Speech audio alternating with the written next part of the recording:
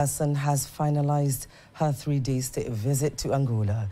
During the visit, the two nations explored more ways to deepen further the cooperation in the various fields.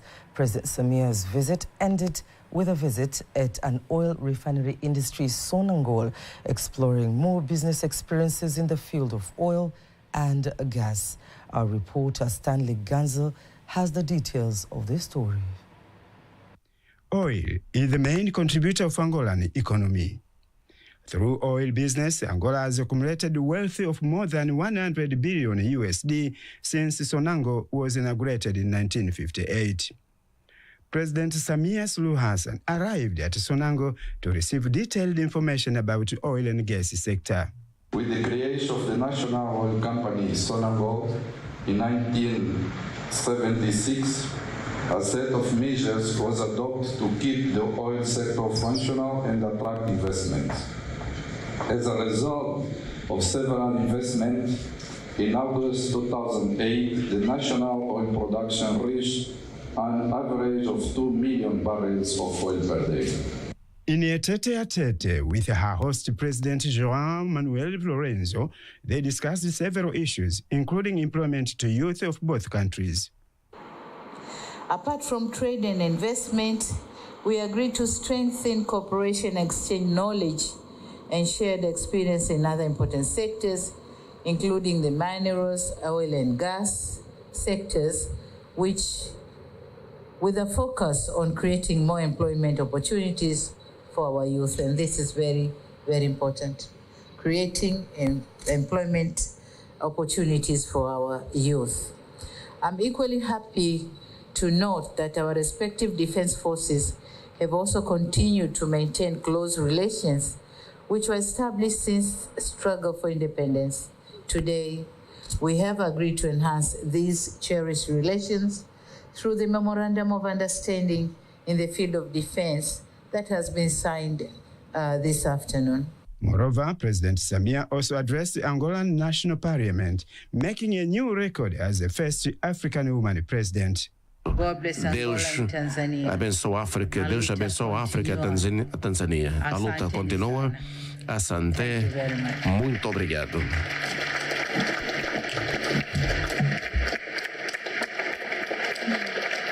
In an exciting moment, President Samia Suluhu Hassan laid a bouquet in a grave of founding father of Angolan nation, President Antonio Agostinho Neto. Stanley Ganzel, TBC, Luanda, Angola. Prime Minister Kassim Majaliwa says from November 2020 to February 2025, the government has connected electricity to 4,071 villages at a cost of 1,593 billion shillings, hence enabling all 12,318 villages in mainland Tanzania to be fully connected to electricity. Here are more details. The remarks in the parliament in Dodoma while presenting the government performance review report for the year 2024-2025 and the steered income and expenditure of his office and the parliament for the year 2025-2026. Katika kipindi cha Novemba 2020 hadi Februari 2025. Between November 2020 and February 2025, the government has connected electricity to 4,071 villages at a cost of 1.593 billion shillings. As a result, all 12,318 villages in mainland Tanzania have been connected to electricity. The next phase, after completing the project of electrifying all villages, is to extend electricity to hamlets. So far, a total of 33,657 hamlets out of 64,359, equivalent to 53.3%, have been connected to electricity. 3-kilometer oil pipeline, EACOP, from Hoima, Uganda to Tanga, Tanzania. The Prime Minister says the implementation of the project has reached 55%, of which 1,115 kilometers of the pipeline passes through Tanzania's land. Utekelezaji wa mradi huo umefikia 55%. The implementation of this project has reached 55%. A total of 1,115 kilometers of the pipeline pass through Tanzania and the government has already contributed capital amounting to USD 376 million, equivalent to a 15% shareholding.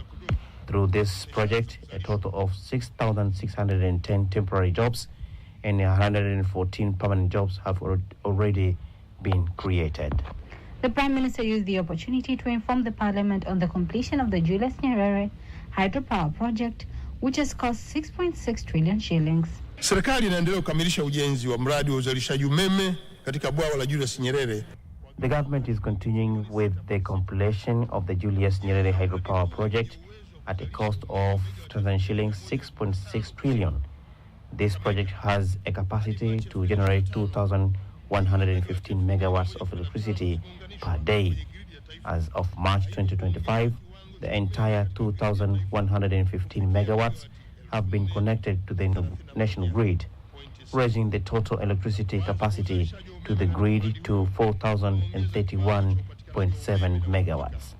Furthermore, the Prime Minister Kassim Majaliwa says President Samia Suluhu Hassan has directed this year's union celebrations will be held in all regions led by various government leaders. Sote tunafahamu kwamba tarehe 26 Aprili 2025. As we all know, on April 26th, 2025, our country will celebrate 61 years of the Union. This year's Union celebrations will take place across all regions, led by senior government leaders. The leaders will join citizens in various development activities, including the launching of development projects. In other news, conducive business environment created by both the Ugandan and Tanzanian governments continues to play a significant role in boosting industrial development and strengthening the long-lasting relationship between the two nations. Speaking to TBC News in Kampala, businessmen and women from Tanzania who are in a 5-day visit to Uganda say among the key lessons they are learning and witnessing firsthand are effective methods of value addition, particularly for agricultural products, as well as construction and electronic goods through various processing techniques. Faith Ngaga reports from Kampala, Uganda. It is a journey of approximately 2 hours from Kampala city to the outskirts of the city. These business people from Tanzania are eager and enthusiastic to deeply understand how production and distribution activities are conducted in some of the factories in Uganda. Yes, but now it's 0 on 1. Okay. It became a... Indeed, the lesson has been learned. And here, the business people say they are ready to take back the knowledge they have acquired today to Tanzania. So what I've learned today and what I've seen today, the way these construction materials are being manufactured, is going to help me a lot when I go out there and meeting customers. So my confidence, actually, first of all, it increased my confidence for me to talk about the products that I'm supplying, that how, first of all, how it's been produced, and actually, to tell the truth, that it's gonna push up my confidence itself when I go out there and talk to customers about all these products that we're dealing with. So, first of all, we get a cheap products because the factories are here. The materials are from the local. So that's why they produce the things that are goods. Rather than to export from China, they just bring China modern technology to Uganda. It means in East Africa. So even Tanzania, we can buy some products from Uganda to Tanzania in cheap price rather than to export from China. Two main things I can mention. One is that they source most of their raw materials, especially the ones in the ceramics and fruits production, from within here. We're impressed that they source for over 90% of their raw materials locally here. Two is that they employ above 90% of the local population. I think those are the most critical and impressive parts to talk about today in this park. As the Swahili saying goes, tembea uone, which literally translates to travel and you shall see. These business people are returning having learned a lot, with curiosity about what tomorrow looks like. Faith Ngaga, TBC News, Kampala, Uganda. The European Union, through the Green and Smart Cities SASA programs, is set to finance the second phase of the Butimba water project in the Nyamagana district, Mwanza region. Following the completion of the first phase, the Green and Smart Cities SASA program aims at improving urban infrastructure, water and waste management, and economic opportunities, and has so far been implemented in different parts of Tanzania, including the Mwanza region. Briefing the media during the European Union delegation visit to the Butimba water project, the head of the European Union's cooperation in Tanzania, Mark Stolmans, says the team is impressed with the project's first phase implementation. The project speaks for himself. I think it's really impressive. It's well functioning. Of course, the capacity of in cubic meters to provide potable water for the population is not sufficient, but it's much better than the situation 10 years ago, where, I mean, the water was not treated, was utilized by the people, and were rejected directly in the lake. I mean, you can imagine the difficulties in terms of pollution and sanitation, hygiene for people. So, very successful project, very successful also because it's helping the life of hundreds of thousands of people here in Mwanza. But I mean, this is not the end of the journey. I mean, the new project should increase by 3 the capacity of this water treatment plant. Mwanza Water and Sanitation Authority Acting Director Nelly Msuya acknowledges the EU's support, especially to the Butimba water project, which she says will not only solve the water shortage challenge in the city and surrounding areas, but also ensure the public with clean and safe water. Umeweza kuongeza kiasi cha lita milioni 48 kwenye mfumo wa usambazaji maji wa Mwawasa. This project has managed to add 48 million liters to the Mwawasa water distribution system. The current water demand for Mwanza City is 172 million liters per day, while our Kapi Point source produces 90 million liters. This clearly shows that we still need the support of the development partners and the government to expand our water sources and meet the expected demand. The Butimba water project is set to serve over 450,000 people, a number that is expected to rise shortly after the implementation of phase 2. Meanwhile, the Netherlands ambassador to Tanzania, Verba de Boer, says recycling business is one of the sectors that the Tanzanian community may opt to tap into due to its economic and environmental advantages. He made the call in Dar es Salaam during the Waste is Worthy Forum, bringing together key stakeholders in the recycling industry. Caroline Maleo has more details. Tanzania's recycling business potentials bring together stakeholders in the recycling sector to discuss ways forward in the business. And here the Netherlands ambassador to Tanzania, Wiebe de Boer, explains further the significance of the business. Managers from the Netherlands that is already active here for 45 years. We are supporting together with them here today a workshop on recycling. And especially the theme of this workshop is that there is money in recycling, that there is money in waste. Don't throw it away, but reuse it. Furthermore, the Assistant Director of Pollution Control in the Environmental Division at the President's Office, Thomas Charlie, calls for a better waste disposal system. He emphasized that separating waste at the source makes it easier for recycling companies to collect and process materials efficiently.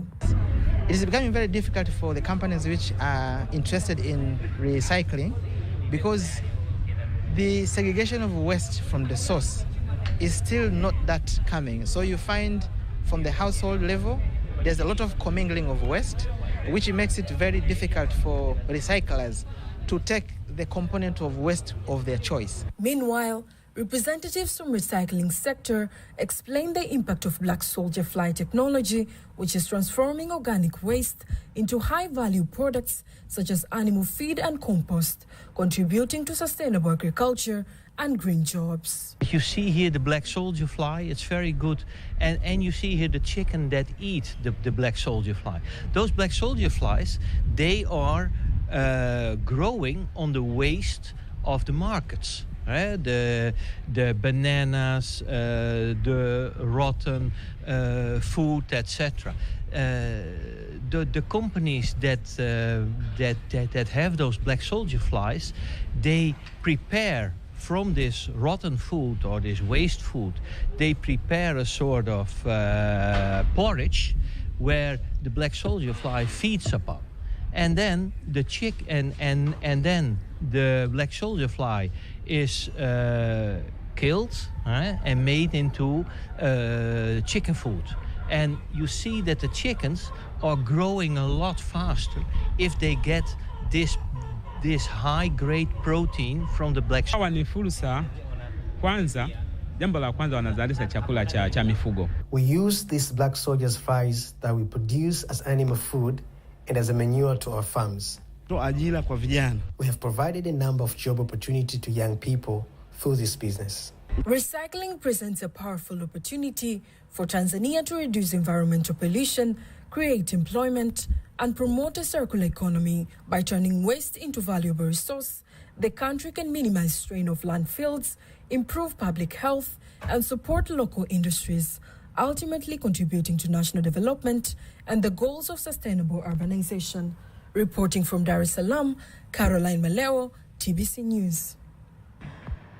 Stakeholders in Tanzania's digital space applaud the government's continued efforts to address emerging digital threats, highlighting a major step forward with the official establishment of the Personal Data Protection Commission on May the 1st, 2023. The remarks were made during the launch of the State of Internet Governance in Tanzania 2024 report held in Dar es Salaam, where Robert Majige, Policy and Civil Tech Lead at Tech and Media Convergencies, adds that one of the critical challenges identified in the report is the absence of a national artificial intelligence policy, which is key to addressing future digital risks. The key findings from this research are interesting in terms that there are some of progressive steps that has been made by the government for 2024, especially for the Tanzania government to launch the Personal Data Protection Commission.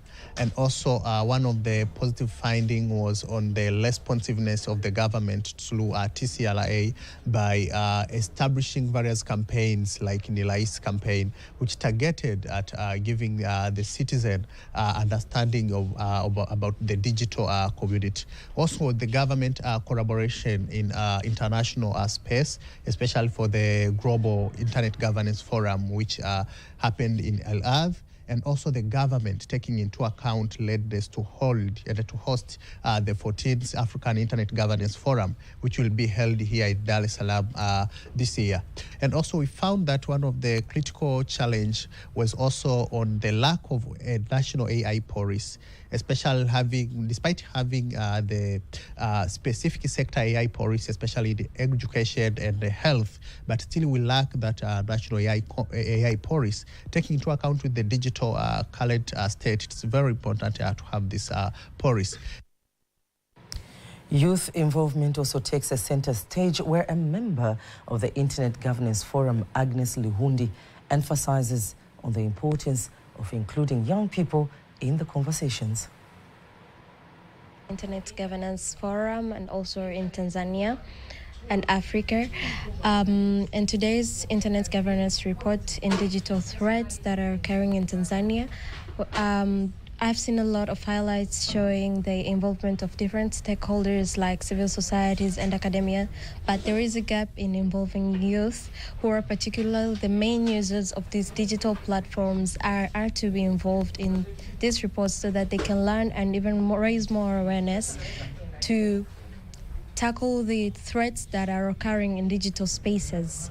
So to my side, I would like to really encourage the involvement of youth. A report which has been given here, despite the loopholes and the gaps which it has, and because it is still at an infant stage, I think we are making a good progress.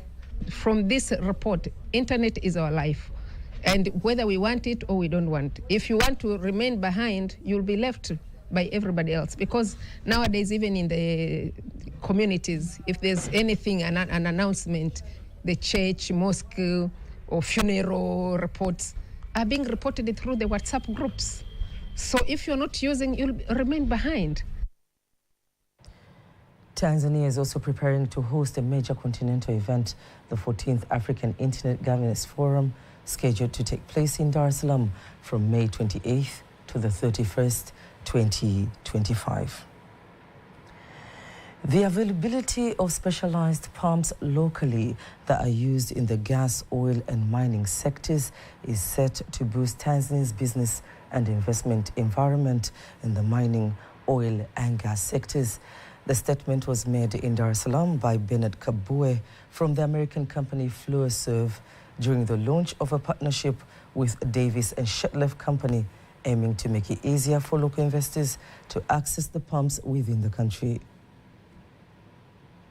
We are bringing in a new aspect of industrial pumps, going to the industry, the portfolio that they didn't have before, targeting the the markets like mining, pharmaceuticals, process industries, food and beverage, talking about the paints and all manner of industries that were not being covered before by Fluorserve, by Davis. That is the gap that you're coming to closing. In terms of the environment, I think, as you know, over the last few years, there has been a very booming genesis, people coming into Tanzania, because I think the policies are somehow favorable to these manufacturers. And with manufacturing, this is where our products come in, and we are coming now to close the gap. But with this partnership, that it means that now we are very close to our customers, and we are able now to offer them the services and products next door. Furthermore, the director of Davis and Shetleff, Benjamin Lau, adds that the partnership will serve as a catalyst in attracting more local and foreign investors to fully participate in the country's oil and gas sector. The partnership with Fluorserve is that they currently do have customers in the market. And because the market has really improved in terms of business environment, basically driven by our beloved president, Mama Samia Suluhu Hassan, who's generally provided an environment of business that is very conducive, the partners have now decided they need to look for a local partner to support their customers in the market. And this partner is Davis and Shetleff, because we've been in the market for a long time and we understand the dynamics, and we are going to give the Fluorserve customers time to focus on their business as we manage their import or acquiring of this equipment into their premises. So that is our role. Our role is to come and provide good services, and any other new business or any other investor who is coming into the market and is focusing on maybe oil and gas, it's focusing on maybe mining, they need to know that they're in good hands. You have a local partner who's going to support you in those areas.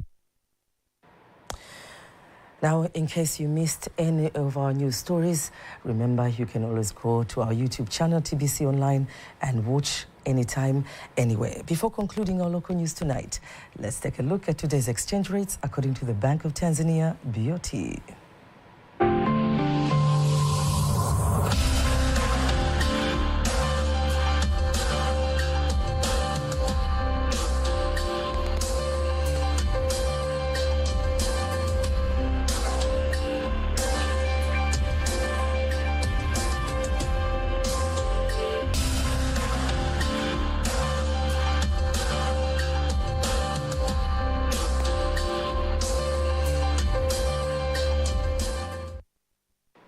Don't miss TBC News every weekday. It's now time for the international news.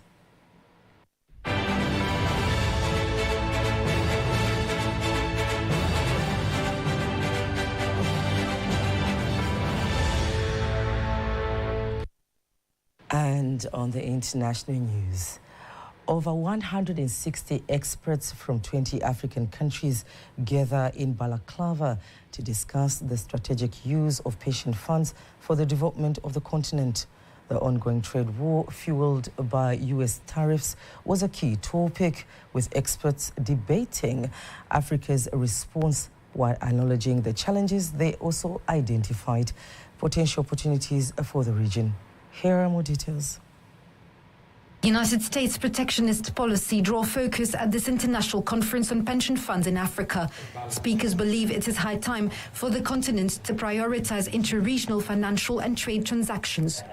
We have a total pension assets of over 1 trillion.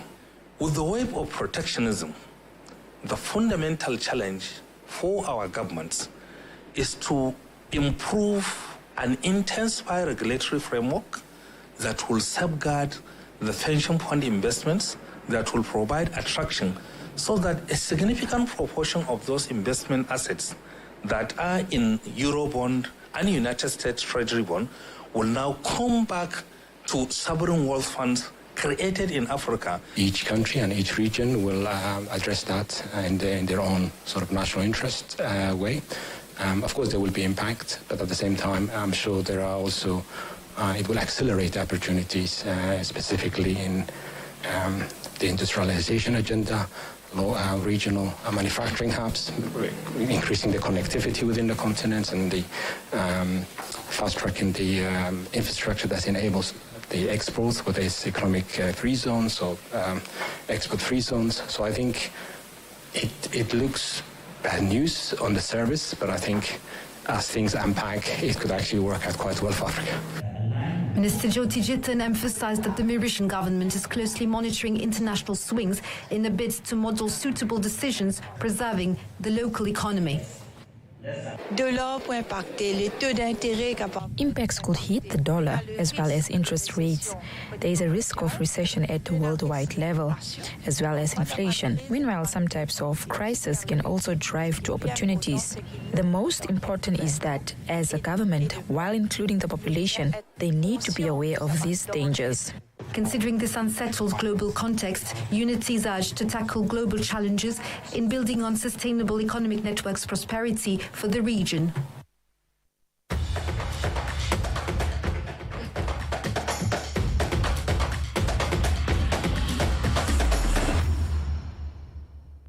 And in sports, the Deputy Speaker Musa Zungu says Bunge Marathon is expected to raise 2 billion Tanzanian shillings that will be used to build Bunge Secondary School in Dodoma as the contribution of the Tanzanian Parliament to the development of the education sector in the country. Speaking after receiving sports gear that will be used during the race, the Deputy Speaker has urged athletes and sports stakeholders across the country to register and show up in numbers for the marathon and contribute to the social welfare of the Dodoma communities. I ask Tanzanians to come out and celebrate. Let's fight and build education in our nation to support our President Samia Suluhu Hassan. All citizens are welcomed and registration is open until tomorrow at the midnight. We expect to collect 2 billion shillings so that we can build this very important school, where the area to build the school will be decided by the parliament leader later. Citizens will be informed and we believe it will be international standards.